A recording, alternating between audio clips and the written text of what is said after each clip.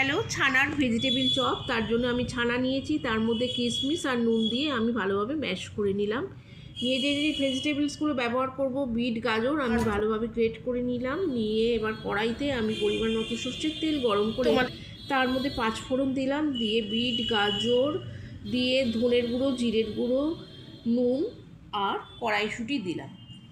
দিয়ে এর মধ্যে আদা বাটা, কাঁচা লঙ্কা বাটা দিয়ে কয়েকটি চিনাবাদাম দিয়ে দিলাম। আর বাইন্ডিংয়ের জন্য দিলাম আলু, আমচুর পাউডার দিয়ে আমি একটি ম্যাশারের সাহায্যে ভালোভাবে ম্যাশ করে নেব।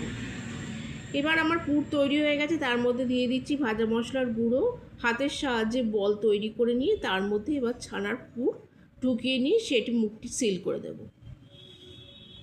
এইভাবে প্রত্যেকটা আমি তৈরি করে নিলাম। কর্নফ্লাওয়ার আমি জলে গুলে নিয়েছি, আর ব্রেড ক্রাম্ব রেডি করা রয়েছে, তার মধ্যে আমি কোট করে নিচ্ছি। আমি এটা ডবল কোটিং করছি।